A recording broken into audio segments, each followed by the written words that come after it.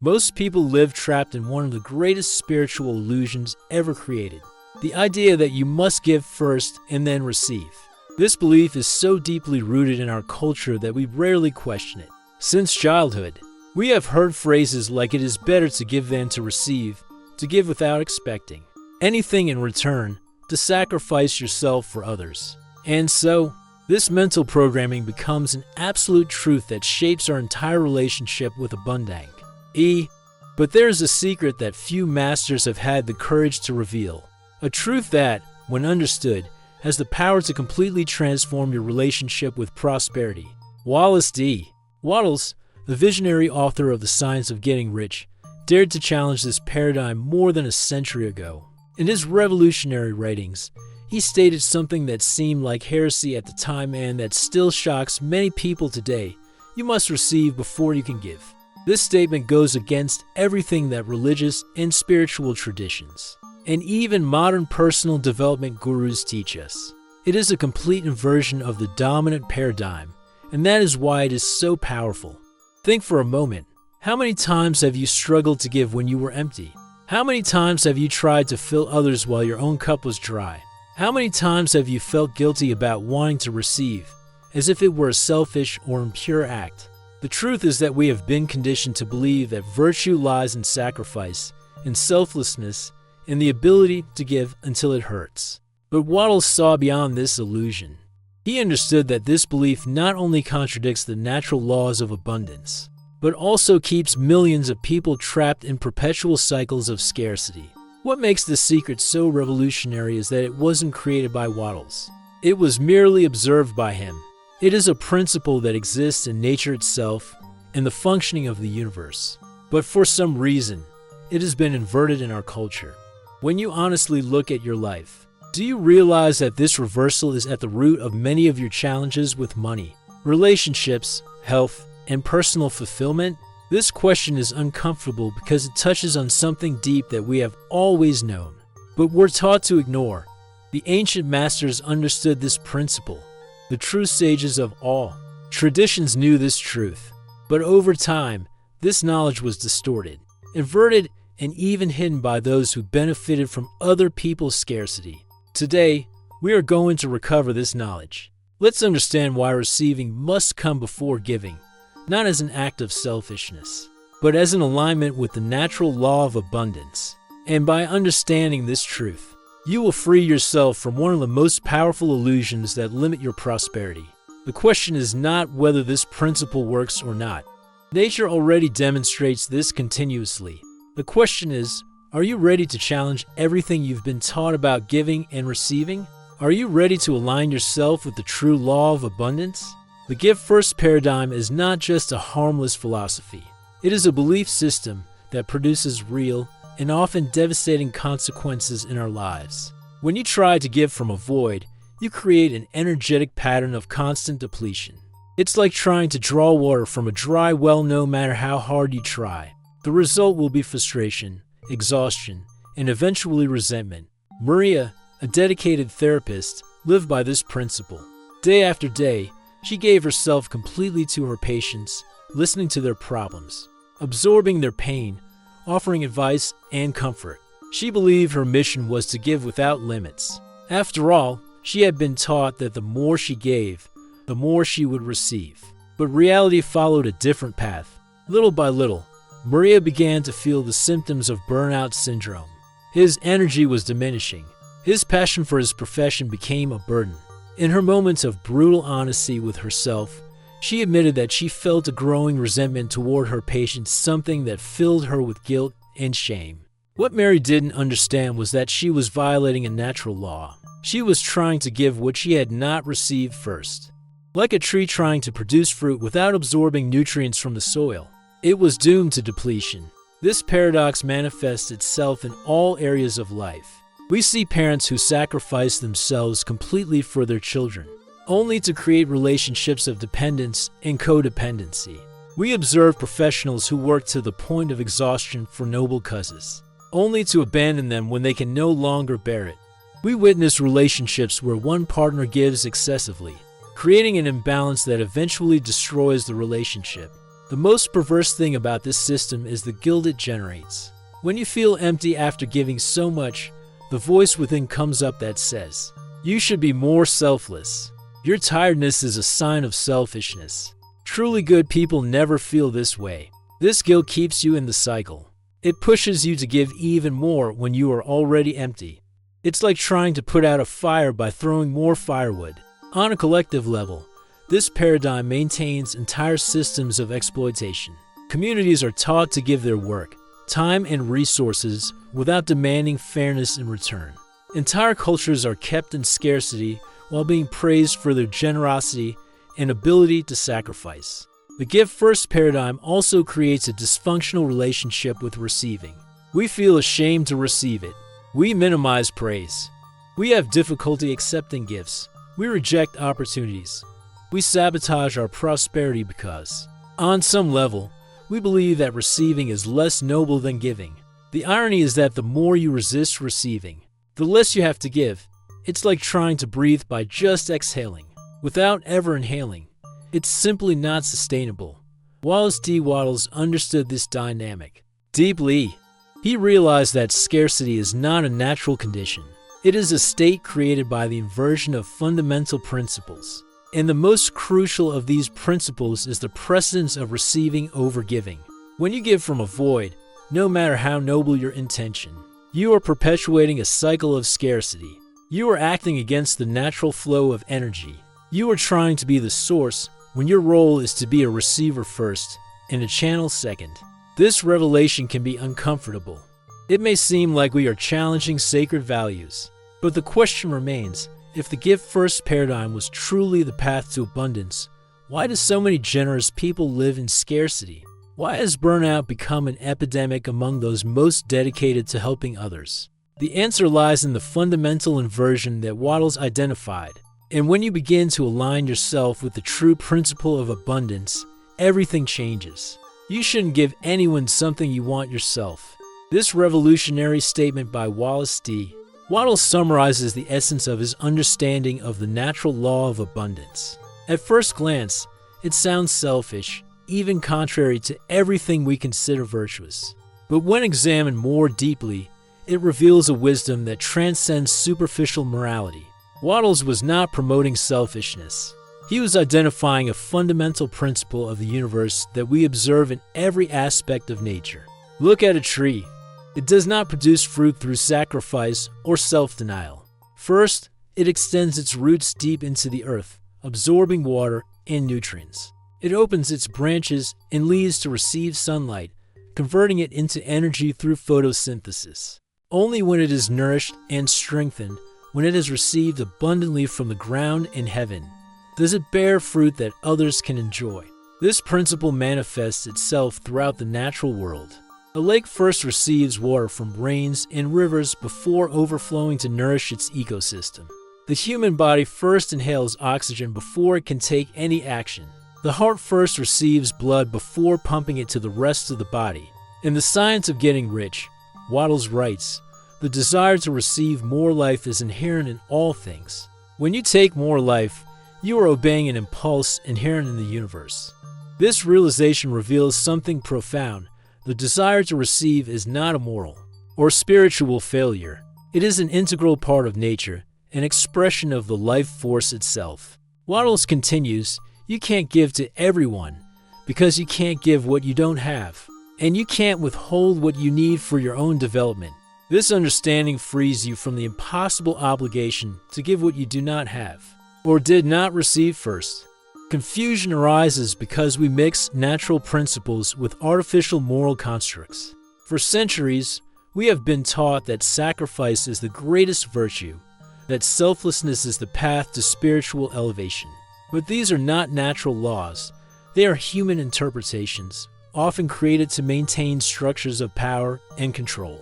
True natural laws operate independently of our beliefs. Gravity works whether you believe in it or not. The same goes for the principle of receiving before giving. It is not a question of belief, but of alignment. Wattles realized something revolutionary. True spirituality is not in denying nature, but in harmonizing with it. If the universe operates on the get-first principle, then resisting that principle is not virtue, it is misalignment. There is no virtue in poverty, he declared, defying centuries of religious dogma. There is nothing admirable about being poor. No one can elevate himself, find fullness of life, or be of real service to others by remaining poor. This statement was heretical in its time, and it still causes discomfort today. But its foundation is irrefutable when we observe nature.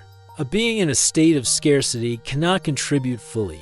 A person fighting for survival has limited capacity to serve others. When you allow yourself to receive first, you are not being selfish. You are aligning yourself with the natural flow of life. You are positioning yourself to give sustainably and genuinely. Nature knows no scarcity. The universe operates from abundance. There's enough oxygen for everyone to breathe. There's enough sunlight for all plants. There's enough room in the universe for all possible. Expansion, scarcity is a human creation, the result of the inversion of natural principles. When we resist receiving, when we try to give from emptiness, we create an artificial state of limitation that contradicts the natural abundance of the universe. Wattles understood that true generosity is only possible when we flow with natural law, not against it. When you receive first, your giving transforms. It is no longer a sacrifice, but a natural expression of fulfillment. It does not deplete, but energizes. It does not create dependence, but empowers. This is the natural law of abundance that Wattles revealed to the world, a law that has always been operating, whether we recognize it or not. The principle receive before you give is not just a spiritual philosophy. In recent decades, modern science has confirmed what Wattles intuited more than a century ago, offering us a deeper understanding of how this principle operates in our biology, psychology, and social relationships. Contemporary neuroscience reveals that our brain works according to this same principle. Neurons must first receive neurotransmitters before they can transmit impulses. Our neurological system breaks down when we try to force it to operate in reverse, a perfect metaphor for the exhaustion we feel when we try to give without receiving. Positive psychology researchers have identified the concept of the emotional reservoir, our internal capacity to sustain positive emotional energy. Studies show that people with depleted emotional reservoirs are significantly less able to offer genuine support, sustain empathy, or creative solutions to others. Dr. Richard Davidson, a neuroscientist who pioneered studies on the compassionate brain, discovered that sustainable compassion, one that doesn't lead to burnout, depends on the ability to self-regulate emotionally. In other words, we need to first nurture our own well-being in order to offer genuine compassion to others. Even more revealing, fMRI studies show significant differences in the brain when we give out of obligation versus when we give out of overflow. When we give from scarcity, areas associated with stress and aversion are activated. When we give from fullness, we activate circuits of pleasure, connection, and meaning. This distinction is crucial. From a biochemical perspective, giving from a void produces cortisol and adrenaline, stress hormones that, on prolonged exposure, damage our cardiovascular and immune systems. In contrast, giving from overflow releases oxytocin, serotonin, and dopamine, neurotransmitters associated with well-being, confidence, and pleasure. Psychologist Dr. Barbara Fredrickson, in her Magnify and Build theory, demonstrates how positive experiences receiving expand our ability to create value giving. His work shows that people who allow themselves to receive positive experiences expand their repertoire of thoughts and actions, becoming more creative, resilient, and effective in helping others. The concept of self-compassion, developed by Dr. Kristen Neff, complements Wattles' view. People with high self-compassion, who allow themselves to receive kindness from themselves, demonstrate a greater willingness and ability to offer genuine compassion to others, without burnout or resentment. These scientific discoveries confirm a profound truth that crosses authentic spiritual traditions. True love for others begins with self-love, not a narcissistic self-love, but a love that recognizes your inherent worth and your legitimate need to receive. In Eastern traditions, we find the concept of prana, kai, or vital energy, the force that must first be cultivated internally before it can be shared. Yoga and Tai Chi masters emphasize the importance of filling your own cup through conscious breathing, mindfulness, and contemplative practices. In the Judeo-Christian tradition, when interpreted in its original essence, we find the same principle. The commandment, love your neighbor as yourself, establishes a clear sequence. First self-love, then love for others, not as separate acts, but as integrated parts of the same natural flow. The mystic Meister Eckhart expressed this truth with profound simplicity. What you receive in contemplation, you must give in love. Note the sequence: first receive, then give. Even in the quantum universe, we observe this principle. Quantum physics reveals that subatomic particles first receive energy from quantum fields before emitting photons. The very structure of the universe seems to encode this truth. Receiving precedes giving. Sociological studies of prosperous communities show that cultures that value both receiving and giving, that consider both equally sacred, demonstrate greater social cohesion, economic prosperity, and psychological well-being than cultures that glorify only sacrifice. Your ability to impact the world is directly linked to your willingness to receive first, not as an act of selfishness, but as alignment with the natural law confirmed by both ancient wisdom and modern science.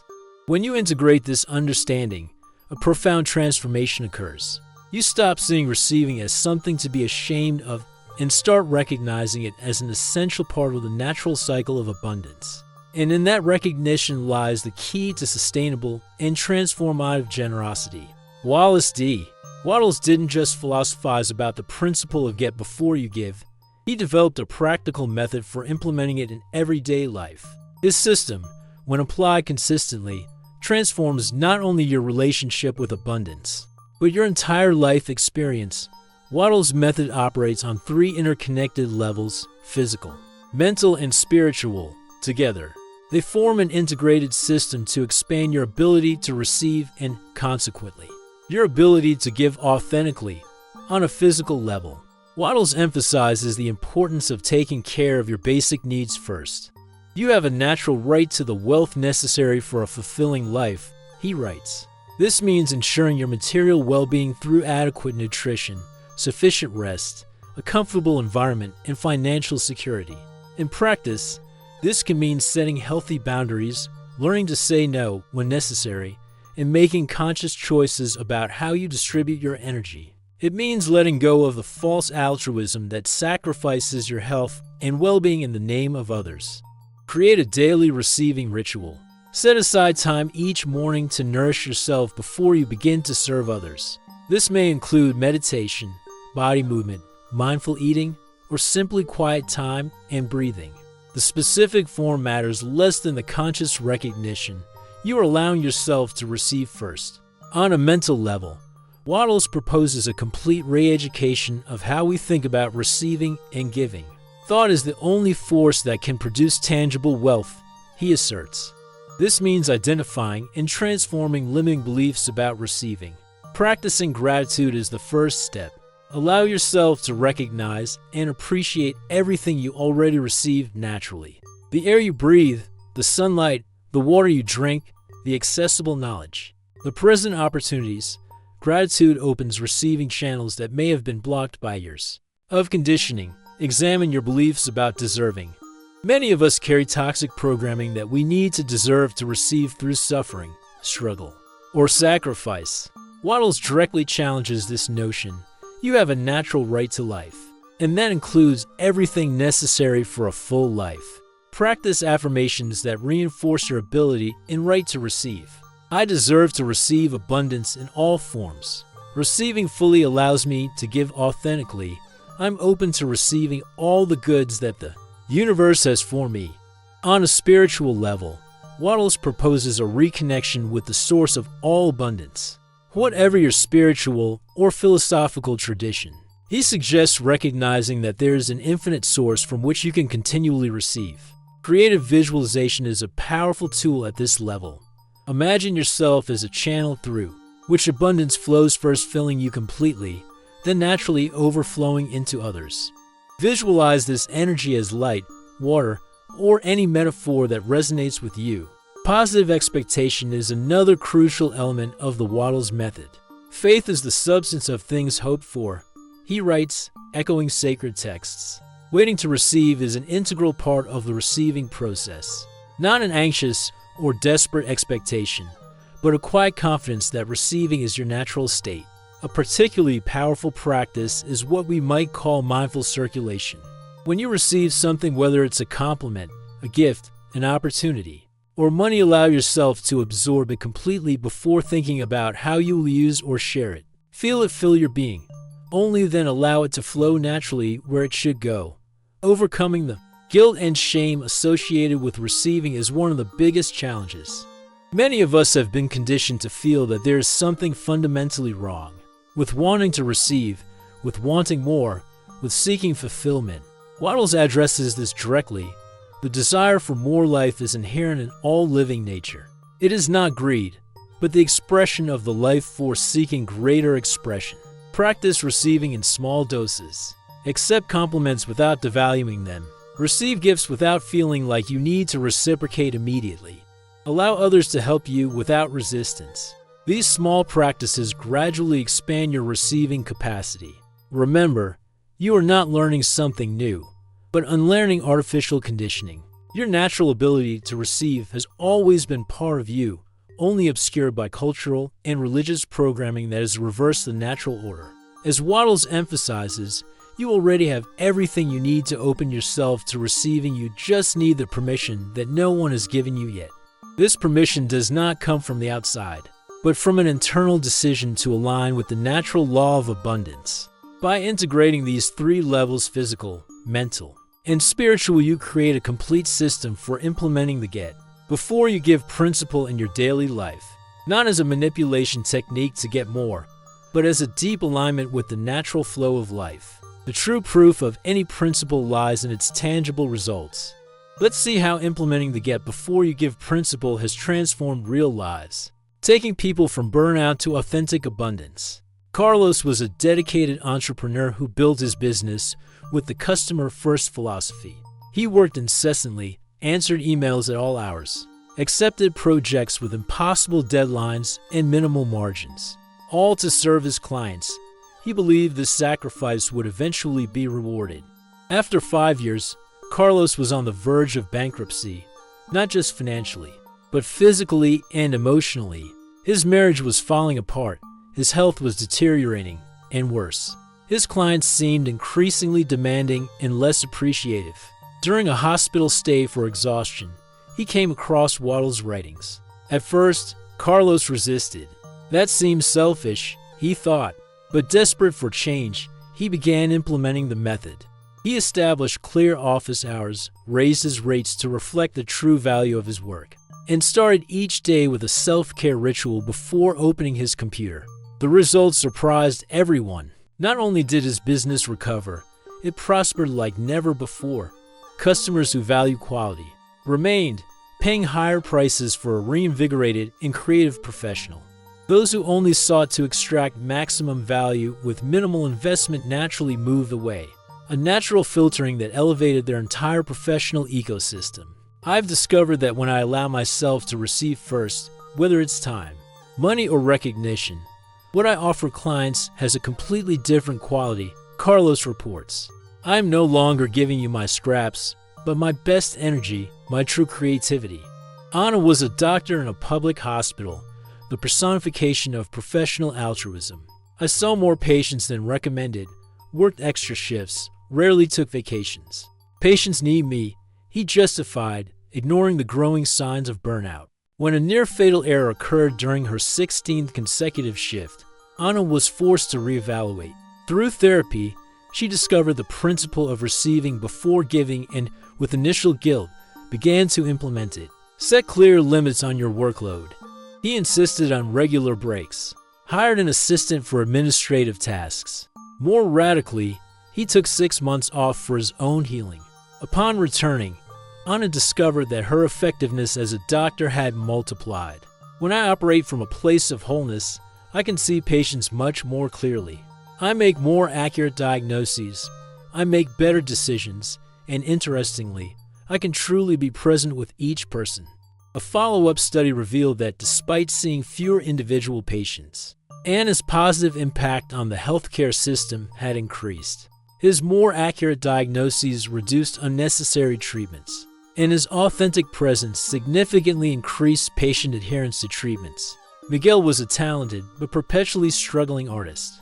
He believed in the myth of the starving artist, the idea that true art is born from suffering and sacrifice. He charged little, gave away a lot of his work, and took pride in his non-materialistic life, even as he struggled to pay the rent. When a mentor introduced him to Wattles' principles, Miguel initially dismissed them as the capitalists. But one phrase caught his attention. Poverty does not allow the full expression of your unique gifts. Gradually, Miguel began to reevaluate his relationship with receiving. He raised his prices to reflect the true value of his work. He set limits on how much he would donate. More deeply, you allowed yourself to receive guilt-free admiration, appreciation, and abundance. A remarkable transformation occurred in his work. Free from the constant pressure of survival, Miguel discovered new dimensions of creativity. When I'm not in survival mode, I can access deeper levels of inspiration, he explains. My art has become more authentic, not less. Surprisingly, as his prosperity increased, his generosity became more impactful. Instead of donating work for devaluation, he created a foundation that provides substantive opportunities to young artists from marginalized communities. Helena was a spiritual leader who lived by the principle of always serve. As the pastor of a small community, she was available 24 hours a day, rarely turned down requests for help, and often sacrificed her own needs for the congregation. A crisis of faith hit her when, despite all her dedication, she felt spiritually empty. How can I guide others when I feel so disconnected? He questioned himself. Through a silent retreat, Helen rediscovered the truth in her own spiritual traditions. Jesus regularly withdrew to receive. Before giving to the crowd, Moses climbed the mountain for divine communion. Before leading the people, all great spiritual masters practiced receiving before giving. Transforming her leadership, Helena instituted regular receiving practices, personal retreats, contemplative study, genuine Sabbath times. He taught his congregation about the importance of filling their own spiritual cup. The result was a revitalized community. When I lead from a place of spiritual overflow, people feel the difference, she reports. My preaching has more depth, my counseling has more wisdom, and ironically, I am able to serve more people effectively because I have learned to receive first. These stories illustrate a consistent pattern. When people apply the principle of get before you give to their lives, they experience not only greater personal well-being, but increased ability to contribute authentically to the world. The common denominator in each story is overcoming initial resistance. Everyone faced cultural programming that classified receiving as selfish. Everyone felt guilty in the first steps. Everyone had to challenge deeply held beliefs. But the results speak for themselves: greater professional effectiveness, healthier relationships, expanded creativity, deeper spiritual impact, not because they have become more selfish, but because they have aligned themselves with the natural flow of abundance. Which of these stories resonates most with your current situation? Where in your life have you tried to give from a place of scarcity? And what would it be like to give from the overflow? The get before you give principle may initially seem focused solely on personal benefit, but its deeper dimension reveals itself when we understand how it fundamentally transforms the quality and impact of what we give to others. There is a qualitative difference, not just a quantitative one, between giving out of scarcity and giving out of abundance. They are two completely different types of energy that produce radically different results. When you give out of scarcity, out of obligation, guilt, or in the hope of receiving something in return, your giving carries an energetic signature of depletion. Recipients may feel, even unconsciously, the underlying tension in your generosity. Your donation may feed them momentarily, but it does not inspire them. It may solve an immediate problem, but it does not create lasting transformation. In contrast, when you give from abundance, from a place of overflow, gratitude, and fullness, your giving carries a completely different quality It nourishes on a deeper level, inspire rather than just satisfy, catalyzes transformation, rather than simply solving temporary problems. This distinction explains an intriguing phenomenon: why some people can give relatively little materially but have a profound impact, while others give enormous amounts with minimal impact. The difference is not in quantity, but in the energetic quality of giving. Wallace D. Wattles understood that the true purpose of receiving is not accumulation, but amplification of your ability to contribute. Life increases only through giving more life, he wrote.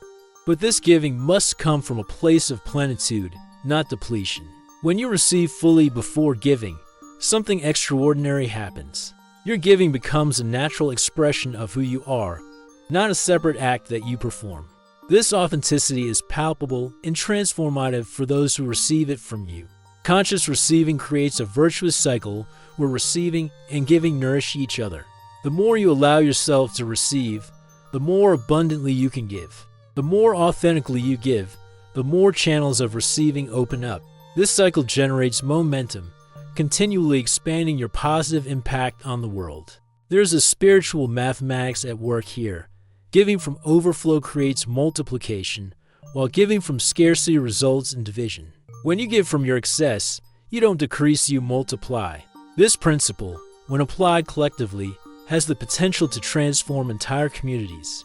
Imagine a society where each person allows themselves to receive fully before giving, where doctors, teachers, parents, community leaders, and entrepreneurs operate from plenitude rather than depletion. The impact would be revolutionary. In such a community, giving would become genuine, not transactional. Service would arise from inspiration, not obligation. Generosity would flourish naturally, without the need for moral coercion or emotional manipulation. Perhaps the most powerful aspect of this principle is its ability to break intergenerational cycles of scarcity. When you free yourself from the give-first mentality, you pass this freedom on to everyone around you. You demonstrate a new way of being that others can emulate. Parents who practice receiving before giving raise children who naturally value receiving as much as giving. Leaders who operate from fullness inspire followers who do the same. Transformation spreads organically, creating a community of abundance rather than scarcity. Wallace D. Wattles envisioned a world where everyone lives in alignment with natural law, where receiving and giving flow in perfect harmony. Not an idealistic utopia, but a practical possibility based on the application of fundamental principles. The purpose of nature is the advancement and development of life, wrote Wattles. This development occurs when each being fully receives what it needs for its unique expression, and then naturally contributes from that fullness. You play a crucial role in this vision. By transforming your own relationship with receiving and giving, you become a catalyst for systemic change. Your silent example of someone who receives abundantly and gives authentically opens possibilities for everyone who comes into contact with you. When you allow yourself to receive first, your giving becomes a transformative force, not an act of depletion, but a natural expression of who you truly are. This is Wattles' revolutionary message, as relevant today as it was a century ago. Imagine a world where every person recognizes their innate right to receive fully, and then gives from that place of abundance. Imagine communities where both receiving and giving are honored as equally sacred, equally essential to the natural flow of life. This is not an idealistic fantasy. It is a practical possibility based on a natural principle that has always been operating. The only question is, are you ready to align yourself with Him? You have reached a point of choice. Before your two paths, continue in the give-first paradigm that may have guided your life thus far, or align yourself with the natural truth that Wallace D. Wattles revealed that receiving must precede giving. This is not a trivial choice. It's a decision that affects every aspect of your existence: your health, your relationships, your financial prosperity, your spiritual fulfillment, and your impact on the world. What we discovered along this journey is that the principle of get before you give is not a self-help technique or an arbitrary philosophy. It is a natural law as fundamental as gravity or thermodynamics. It's not something you need to believe in for it to work. It's continually operating whether you recognize it or not. We revisit Wattles' profound wisdom. You should not give anyone something you yourself want. We have seen how this seemingly controversial statement contains a profound truth about the natural flow of abundance. We explore the hidden consequences of the give-first paradigm of burnout, resentment, dysfunctional relationships, and scarcity systems it perpetuates. We discover how modern science confirms what Wattles intuited, that our neurology, psychology, and even our biochemistry work on the principle of get before you give. We learn practical methods to implement this principle in our daily lives through practices on physical, mental, and spiritual levels. We have witnessed inspiring stories of people who have transformed their lives by aligning with this principle, moving from depletion to authentic abundance. And we glimpse the transformative potential of a community where everyone lives by this natural truth, where both receiving and giving are honored as equally sacred parts of the same flow.